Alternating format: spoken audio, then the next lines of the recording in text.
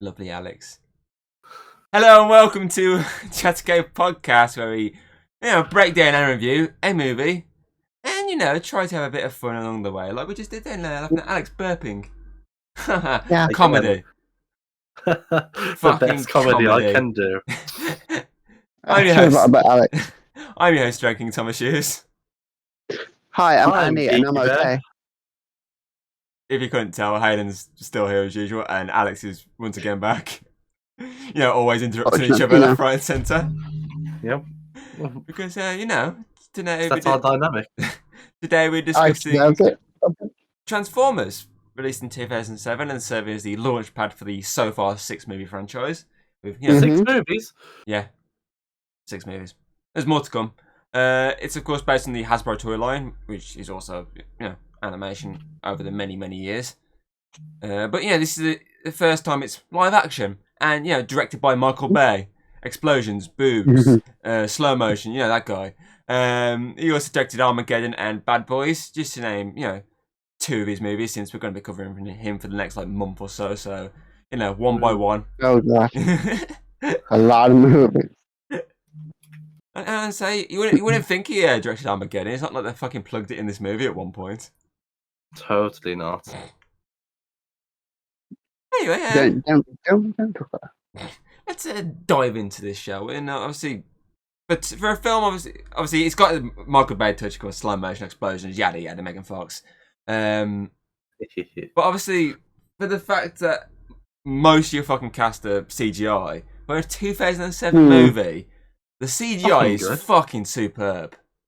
It holds up, especially with the transformation scenes, because that would be difficult to sort of computer generate when they're constantly changing. I mean, it does it spot on. I have no issues with the CGI in this movie whatsoever. Just the Michael Bay continuity, I have an issue with. Oh, sorry, I'm not allowed to question him, am I? I can know. He's amazing. I've got some questions, Michael Bay. You mean how did people survive? Michael Bay. Is your question by any chance, Alex? How did people survive getting kicked by giant metal robots? Yes. How did explode? And how did I not hear a massive thudding inside the windows? Michael Bay logic, everyone. Which is this franchise in general is just Michael Bay logic sprinkled over nostalgic Transformers. That and explosions, slow motion. I would say Megan Fox, but she's only in the first 2. So boobs in general. Yeah.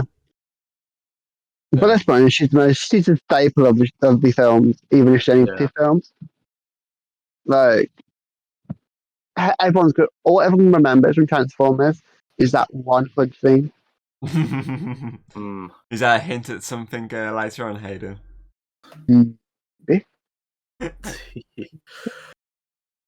I mean, obviously, I have to give him a lot of credit for the fact that obviously he went practical in the sense of he actually went out and got a lot of used the military to film a lot of the plane scenes and the vehicles. They're obviously legitimately are military vehicles, and I'll give him a lot of credit for actually doing that, because a lot of them would have just custom made something or CGI here and there.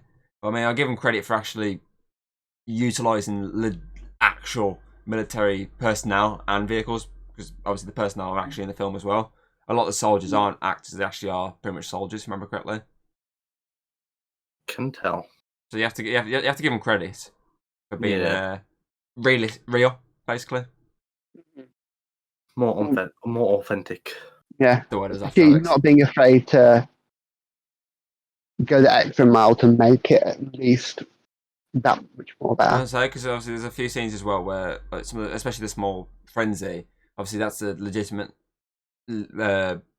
animatronic when he's doing in the planes scene. That is definitely not a CGI. Or if it is, fuck me, it's good CGI. But it definitely looked animatronic during that one scene when he's plugging in. Again, if it wasn't, fuck me, that's good CGI. Some good shit. That's what's good. That's how not only is the CGI all good, but the designs themselves are really good. Of all the or Autobots and Decepticons, all of them just look really good, and you can recognize some of them as well. So you mean the fact I was name dropping every single one that came on the screen? Yeah, you're going like, oh, no, that one's this one. Like, well done, Tom. You know, more straight away. Even before they actually like had their unique ones. Wait a You minute. just like, I know that one. Wait, I said we're doing Transformers, right? Yeah. Oh, What shit! I've got the wrong T-shirt on. I got the wrong Big Robot franchise. Oh, I got Pacific Rim. Bollocks! I thought we was doing Pacific Rim. Wait, this whole time I thought I was watching Iron Man. Well, 2 years early. 2 years too early for that. So, no. I was wondering, when's the parts going to come in here? I thought we were watching Gurren Lagann. 2008? It's 2008. 2 years then, yeah. No, 1 year. 2007 came out, yeah. Yeah. Yeah, 1 year. Sorry, 2009 was... Maths with Tom. Maths plus Tom equals... Bad. A. A equals Tom is dead. Yeah. Megan Fox? Wow. Yes, Megan Fox. Well done. Megan Fox. That joke's going to go for this film and the next film quite a lot. Yeah. We're going to use that quite a lot. Almost like we have no joke. We do. He's sitting right there. That face drop then. Oh. That's so sad. That you're the only joke you've got. Yeah. It is kind of sad, to be fair. Lost James, R.I.P. But, you know, at least we've got Alex to bully.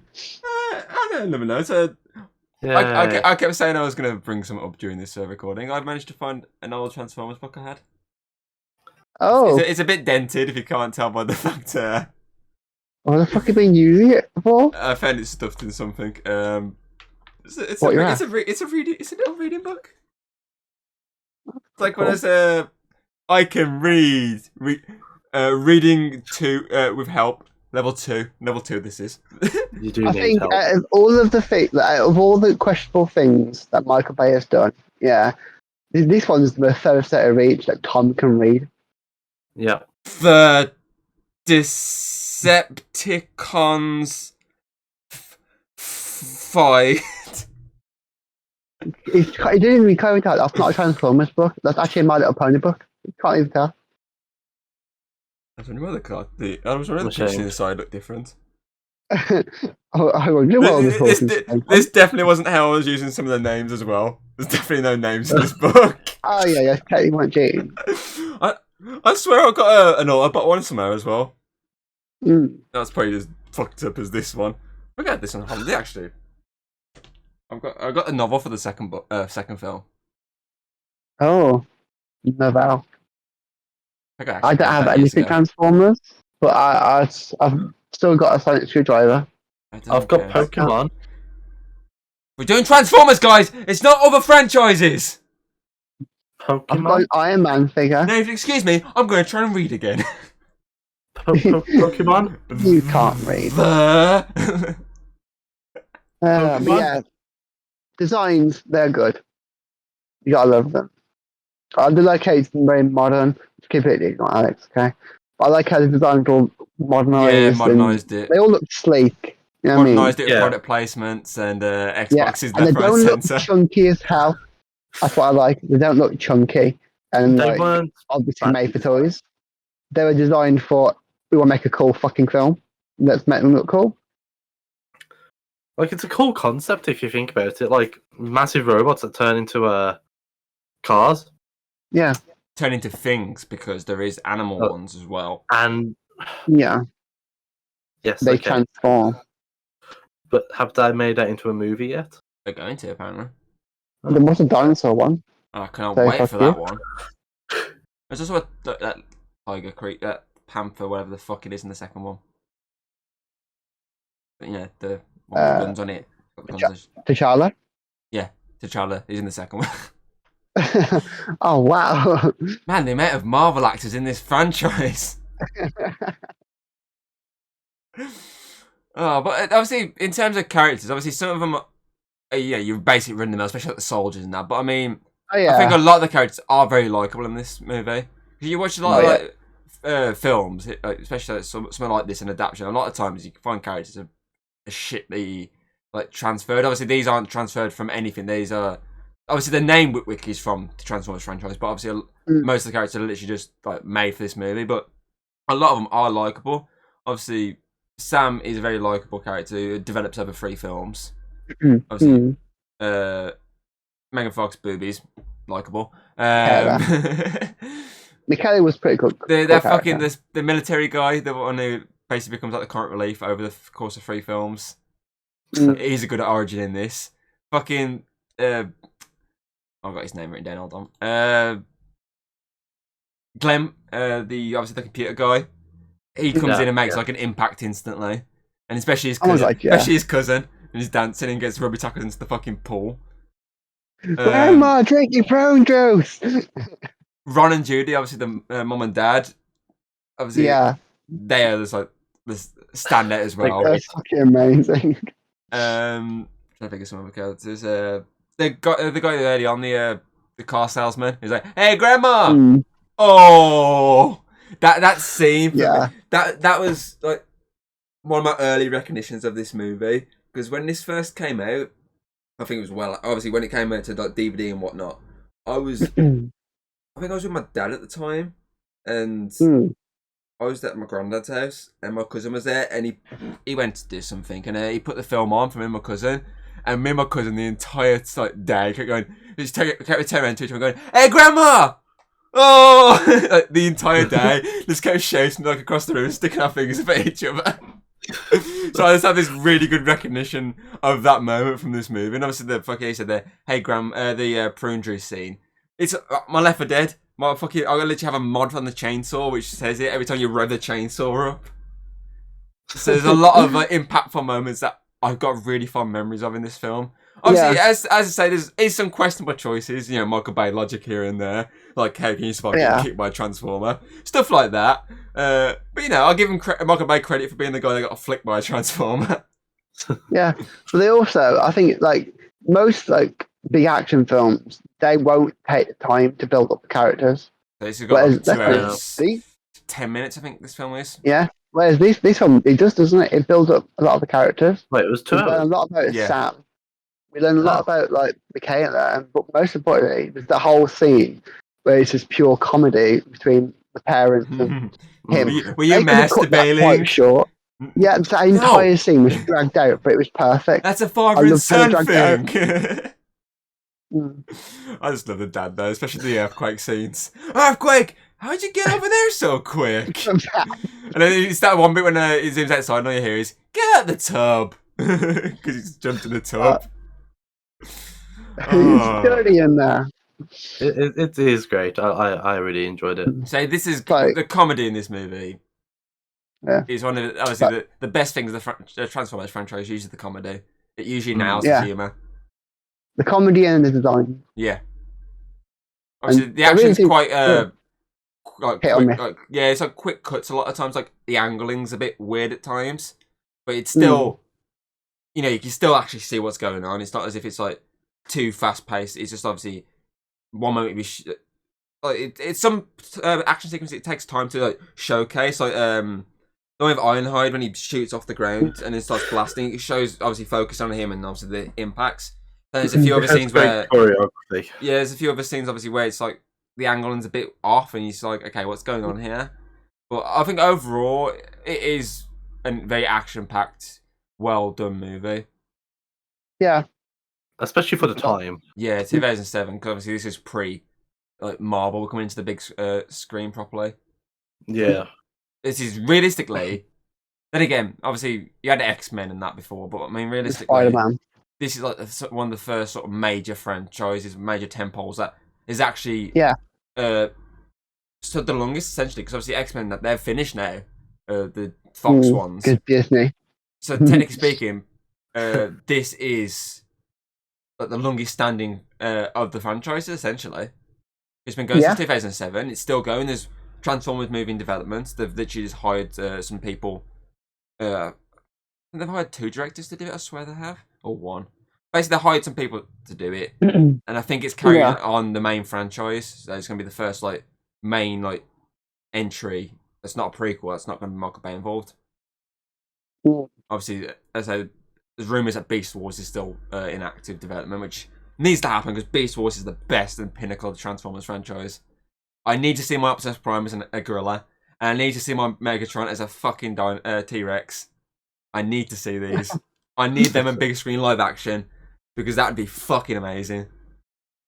I mean, like, they've had, in this film, we have that Scorpion one, don't we, as well? Yeah, Scorp. Yeah. The Nox. So it's like, at least seeing what they could be like as, like, animal-like Transformers. So we see in the future films, we see the big, like, dinosaur ones. Exactly. Like, on top of that as well, obviously their rendition of a sort of Bumblebee is obviously a cheetah in that franchise. Obviously, we're getting actual talking, side assistant. Which, Beast Wars is almost my jam. Anyway, back to this normal movie. I say, like a lot of the, especially the Scorpion. I think the Scorpion was really cool. The Desert Attack was really well done. And even threw in like the comedy every now and again. The guy, obviously the call center guy, he's like, "Oh, are you interested in like a premium plane?" He's like, "No, I don't want your goddamn premium plane. I'm in the middle of a goddamn war zone." And then he's always trying to get the freaking credit card. So he's like, "Oh, I need your credit card details." He's there like, "Where's your credit card?" "It's in my back pocket." "You got loads of back pockets." You got 10 back pockets. Which back one? Pocket, left cheek, left cheek, left cheek. I'm pretty certain he was in the left cheek. Yeah, left cheek. Yeah, I do like that because I liked how the Scorpion one acted like a scorpion as well. Yeah, boring. He fought like a scorpion. Yeah, he's pincer. That's a big thing. A lot of them fight like the vehicle that they're using. Like, for example, the police one fights like a police officer. I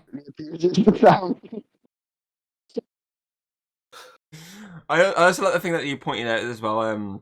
Who's one of you two? You pointed out the fact that one of us. I'm pretty sure it was Hayden. It definitely seems like a Hayden sort of point out the fact that they at the start when the blackout attacks, they instantly assume it's like an enemy nation and not an actual alien because they're like, okay, they've got new technology now, we're fucked.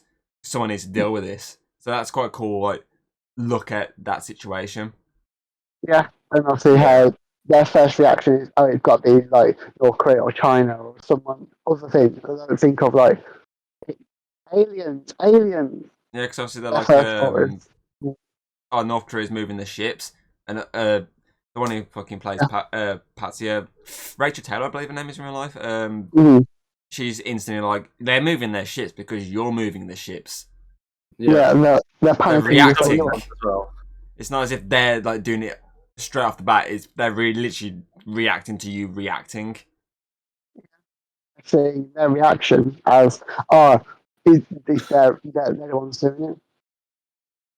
I think a very good humans. Yeah, I think a very good scene as well is the bit with the bike, and Sam steals his mom's bike.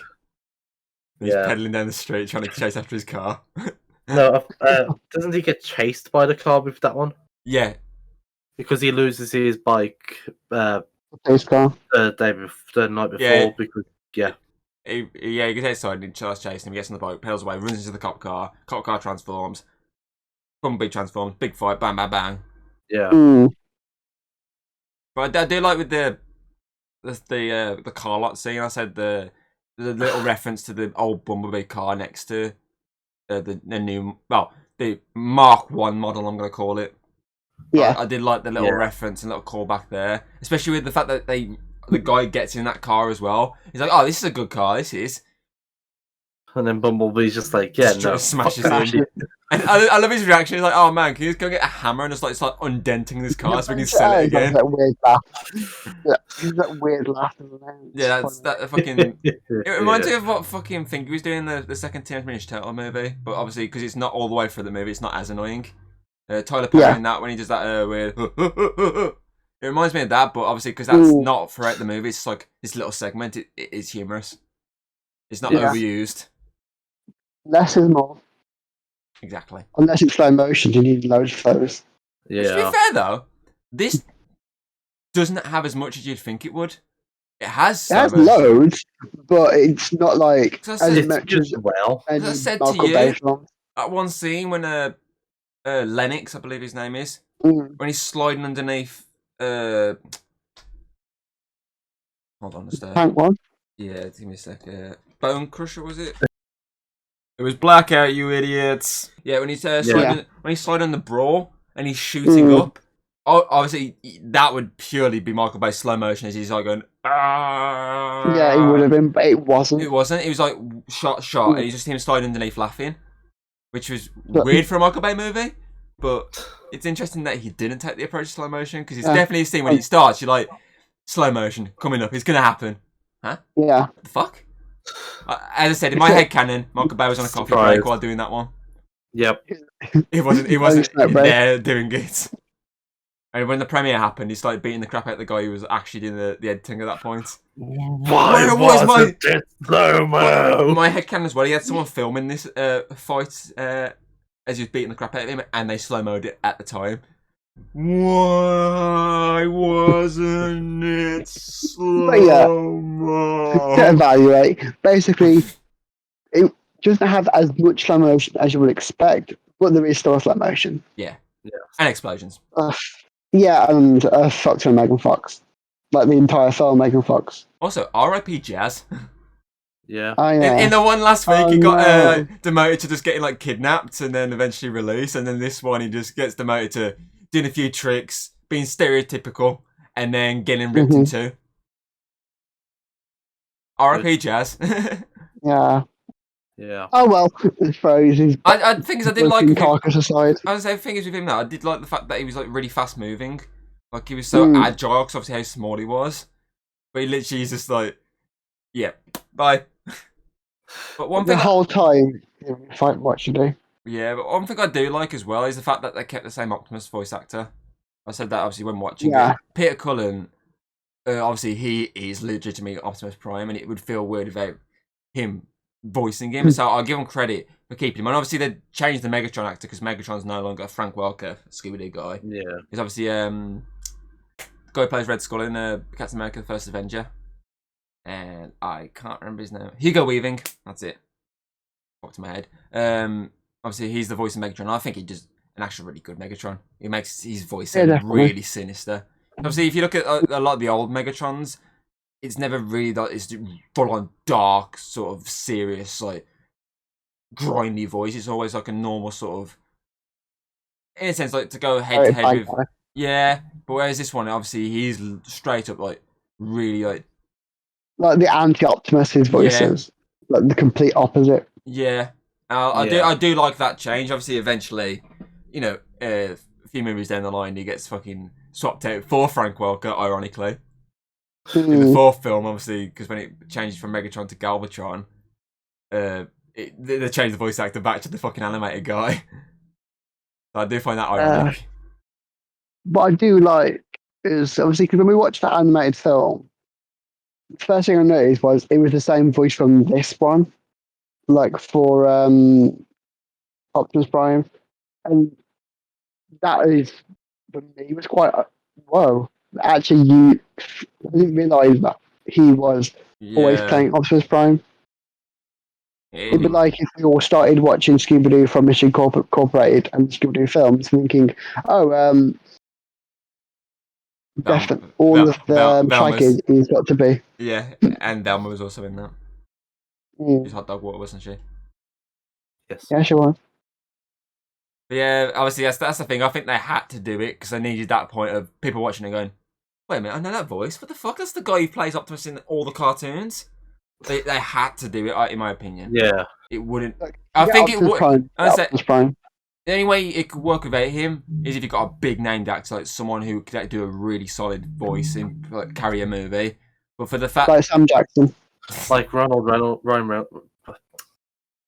I'm gonna shut up. This is pre-Ryan Reynolds. This is pre-Ryan Reynolds fame. He was in stuff, but he wasn't big. He was in big flops. No. That was it. Yeah, like the Third Blade film. Yep. And the Amityville remake. Ironically produced by Michael Bay. None of Michael Bay produced stuff here. Yeah. Wait, I just realised we've covered a lot of Michael Bay produced things. This is our first Michael Bay directed movie. We've literally covered like 5 Michael Bay produced movies.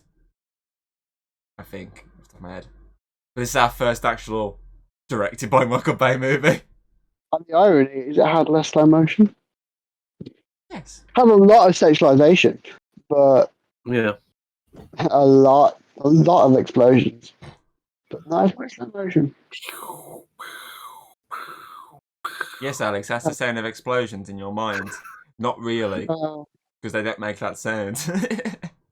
But speaking of sexualization, as we basically were saying, that whole like bonnet scene literally is the most iconic Transformers. It's what you know about Transformers, even if you haven't seen the movie Yeah, Transformers. is the fact that basically Megan Fox gets sexualized to fuck throughout this entire film. I mean, Any if you've excuse got it, why not flaunt it? Well, fair any enough. excuse he gets to focus on her, he takes it. It's Michael Bay for you. Every film he does, he has to like put full focus on a single female protagonist. Yep. Oh yeah, yes. Kate Beckinsale He in does. Pearl Harbor, Liv Tyler in Armageddon, I can't remember her last name, but the woman from Jurassic Park 3, the blonde one. You know what about the mom? Yeah. Her in Bad Boys. You kind of getting the point here. But yeah, I obviously with the flaws in mind, that was the few Michael Bay logical choices, as we said. If you look past those, I feel like you're definitely gonna have a blast watching this film. Yeah, especially if you're into Transformers and whatnot, you're definitely gonna be like. Obviously, you might be annoyed with some aspects of it. Obviously, if you're a big fan of the show itself, you might have some annoyances with some things like directing choices. But I think if you look past them as well, I think definitely it's a film that you're gonna go, cool, this is good shit, man. Good big shit. robots go pew pew. Basically, Alex, yes. Yeah, it's like you said, it's pretty much the X-Men franchise, but Transformers. Yeah. It's like the X-Men was one that changed all superhero films. So this one was definitely one that changed all of these like adaptions of animated shows. Yeah. Have a look how much this made at the box office. At the box office, this made $709.7 million on a budget of 150 to 200 million. I think this was like the highest earning. I think was it the highest earning? Overall, the franchise itself. Let's have a look. Oh, actually, this film itself was the 5th highest grossing film of 2007. Oh, nice. Not bad. It was beat by. Okay, Hayden's like gonna have like a massive orgasm with like the list. I'm gonna say what it was beat by. So in 4th place was Shrek the Third. In 3rd place was Spider-Man 3. In 2nd place was Harry Potter and the Order of the Phoenix. In 1st place was Pirates of the Caribbean at World's End. I think Hayden just had an orgasm right now. Yeah, it's just coming. Some amazing the top 4 films are literally Hayden's like wet dream. Oh, some really amazing films and Shrek 3. I love the three black sheep of the family are in 3rd and 4th. If only it was Shrek 1. Shrek 2 are masterpieces. Don't worry, I think we'll cover them later on, won't we, Tom? Maybe at some point, if Hayden offers me enough cash. I'm not on about on this channel. Oh. What? Okay. On this channel only. Hey, you can come along on our channel. Overall in the franchise, 1, 2, it is the 4th highest grossing in the franchise overall. It falls behind the second one that was in 3rd place. Then it's the 4th one, then it's the 3rd one. Surprisingly, the last entry is the lowest earning of the franchise. Even though it's probably one of the better entries in the franchise. I was going to say probably I feel like it's more than the fact that people weren't going to risk it after the fuck up with the one before. According to this as well, films in development, there's a prequel film that's according to supposed to be in development. Transformers 7 is still in development. Obviously, apparently it's not going to be directly following on from the last entry. Still rumours they're going to do Bumblebee 2. Beast Wars is in active development. Gonna be written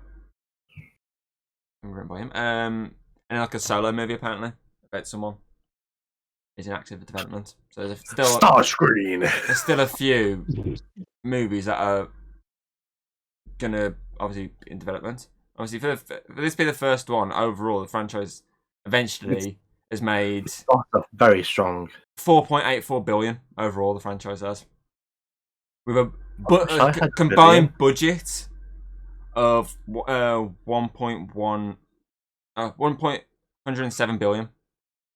That's a combined budget of all the movies put together. Do you want to know the combined runtime?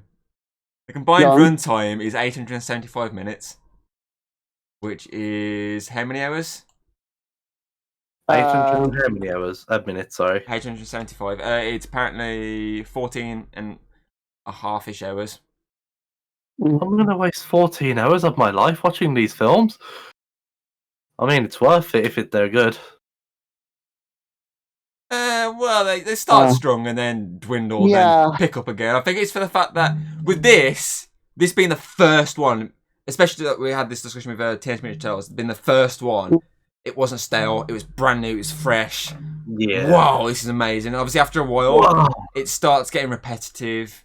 That's why I like a lot of Marvel and DC. A lot of times, they change a lot of stuff. Like, there's a lot of aspects they change, whereas this, overall, it's like, 5 movies with like just robots fighting robots. Eventually, that just gets a bit stale.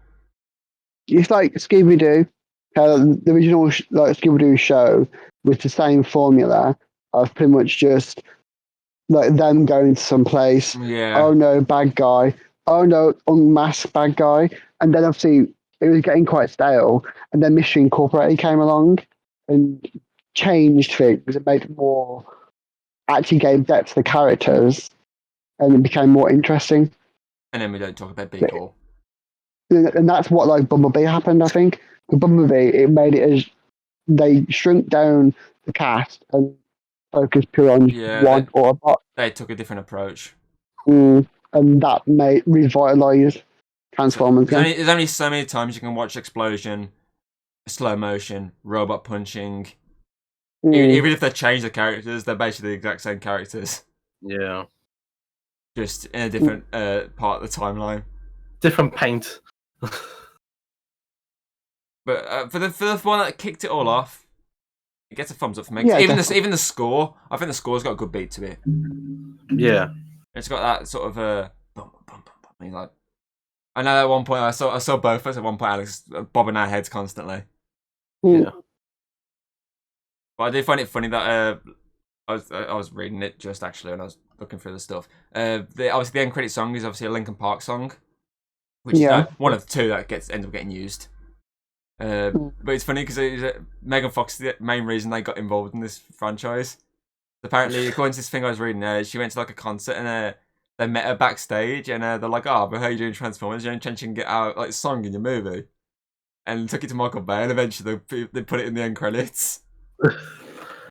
That's a good shot as well. Good shout. But yeah, good clout. I think the pacing's perfect in this movie as well. I think it's obviously it's paced well enough to, as you say earlier, to get enough character development out of these characters. Yeah, you don't want these just generic characters. You want these ones that actually have a bit of depth to them. Like no time was wasted in this film either. Yeah, like there's always something going on. Like I did not. I thought it was like an hour and 30 minutes movie. Yeah, 2 hours.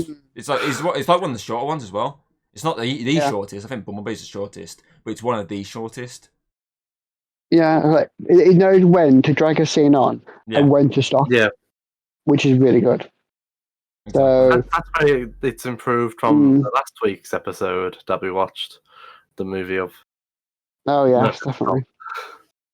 That one felt like it was about a 2-hour, 3-hour movie. It's because there's so much going on. That's why.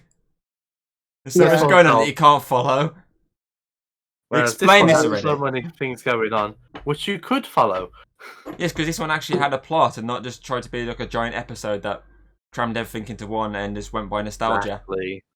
Yeah, this wasn't like 15 episodes into one like hour and something film. This is like a proper long storied film. It's paced well.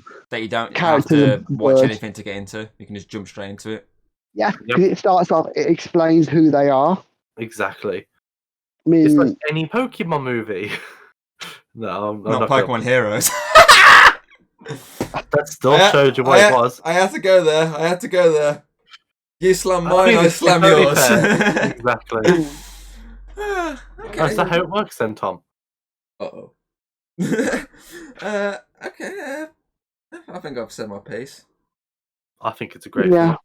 So we can do our favourite moments? Yes, we shall.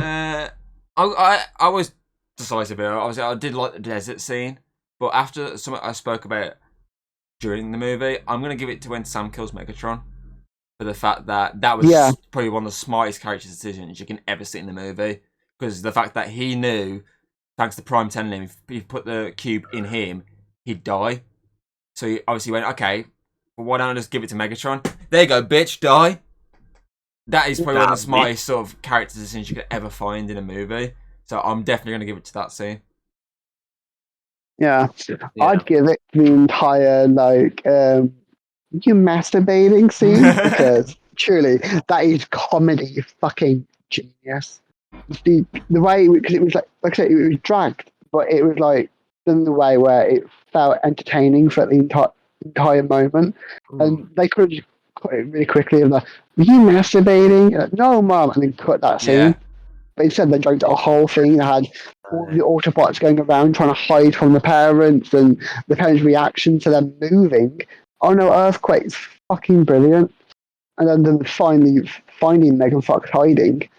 And they're like, oh, the girl, she's gorgeous. His dad's like, yes, son. It's fucking brilliant. Their reactions to her being there. And honestly, well done. Thank you, Megan Fox, for being in that scene. Thank you, Michael Bay, for making that scene. And thank you for paying me for saying this. Can you stop with this Oscar preaching stuff? We're not going for any Oscars here. I've got to thank Michael Bay for paying me for saying all this stuff, okay? Alex, what's your favourite moment? My favourite moment is when the cousin is doing Dance Dance Revolution on the left, and then ends up running out the house, breaking a window, and then getting pushed into a pool by the FBI agent. Fucking good. I'm only a cousin. Yeah. Oh, that was a good one. Bravo. The donut moment. Yeah, the donut was fucking comedy genius as well. Where he's getting this whole thing like, if you eat the donuts, then you don't look guilty. It's like hyping it all up. The moment that the guards walk in, I know. Don't talk to me, criminal. The second one. I was going to say that one, but then I was like, no. The Dance Dance Revolution, man. Yeah. That's topping that one. So that one's my second one. There's a lot of good comedy in this film. Yeah. The script is very well done. It doesn't feel generic. Yeah. Which is what I like. Yeah. Later on it does. Yeah, other films do. But this one... I think it's just because later on it just gets too repetitive. Yeah. But this is the start of the formula. Yeah. It's time for the ratings.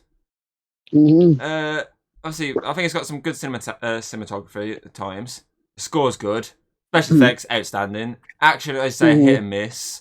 Comedy, chef's kiss. The cast, perfectly chosen.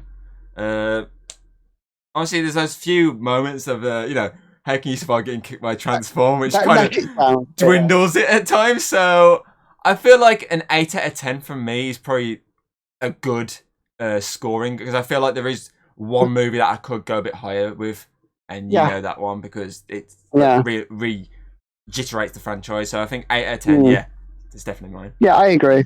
I'd say 8 out of 10 as well, because there's the moments which let it down, but apart from those moments, it's a really good film to watch, and it holds up just as much as it did back when we were all kids.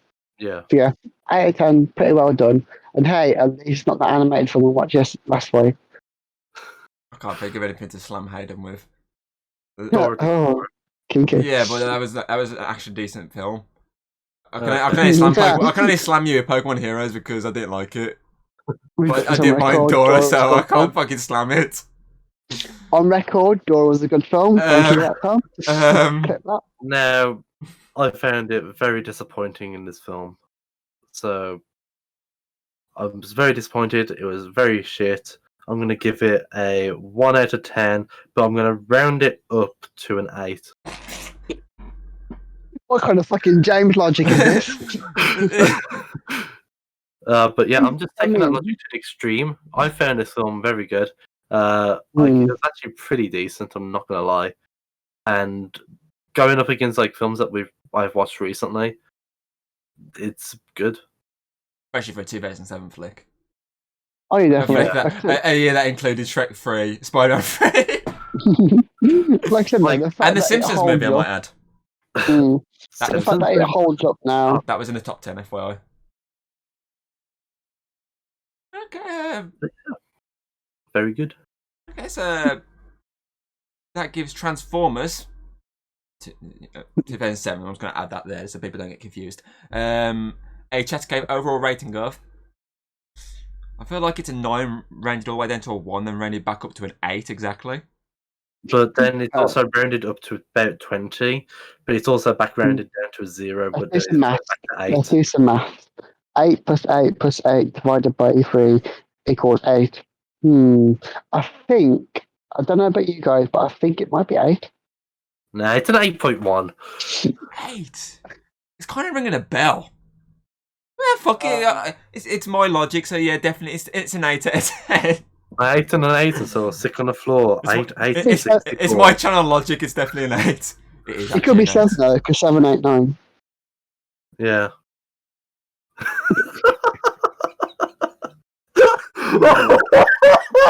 Fuck me, Michael Bay should fucking hire you. That was just.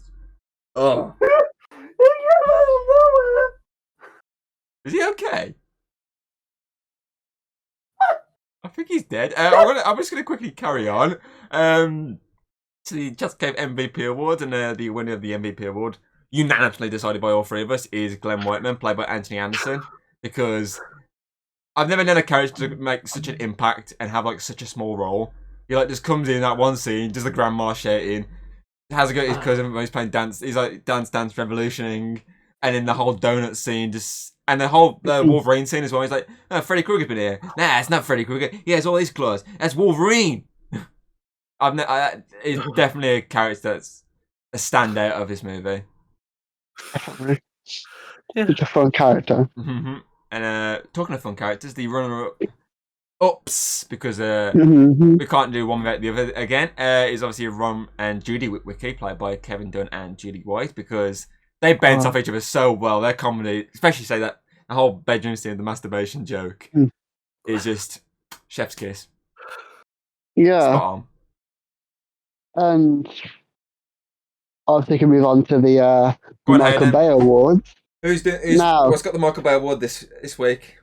For the third Michael Bay film, obviously it has to go to Megan Fox once again, but having to put up with his shit throughout this entire film, just slowly focusing on her body all the fucking time. Has to go to that hood scene. Poor girl.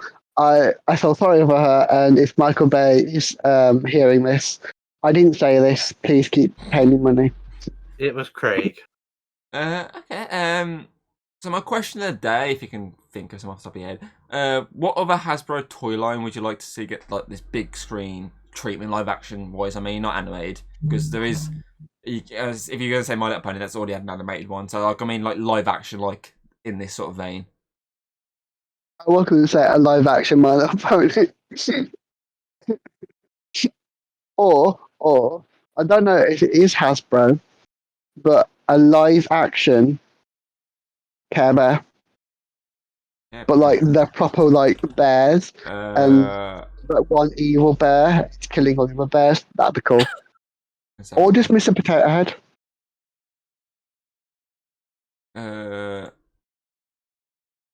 What company A live action Twister film. owns Care Bears? Do all the board games. It's not Hasbro. Ah, shame. Hasbro. So yeah, Toys. then we'll go for all the live action board games. No. I've got one. Monopoly. You just stole my joke, bitch. I want a Monopoly movie. And at the end of the movie, like the characters are like the little pieces on the board, and then a massive person just comes along and then just fucking flips the board because one of them's getting angry. Okay, so Hasbro Beyblade's apparently a Hasbro toy. Is it? Oh fuck then, Blades! I want a Blade movie. Apparently the toys are made by Hasbro.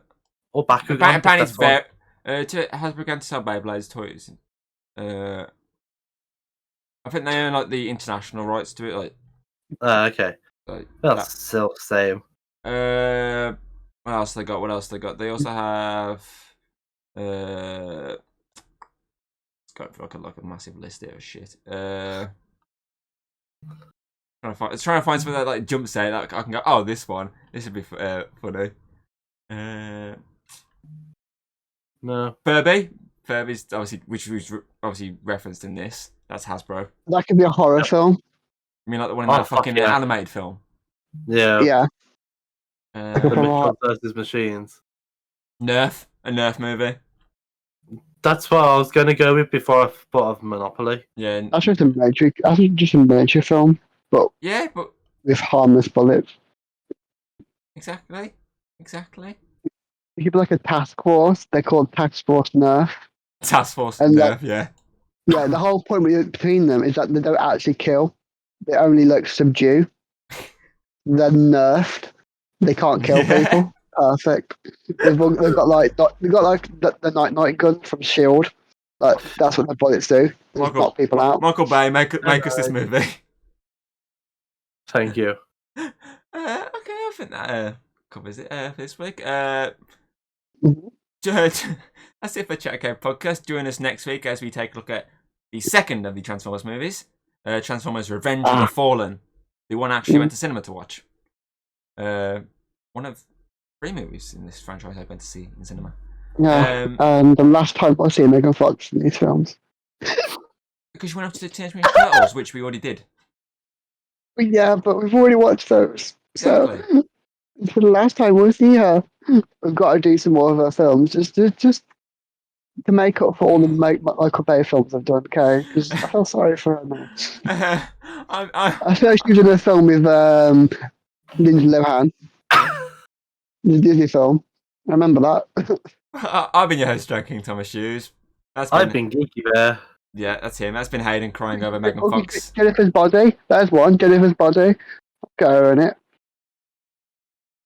See ya. Hayden, everyone. And this is a big Chat Cave Podcast. And apparently, according to this movie, there's more than meets the eye.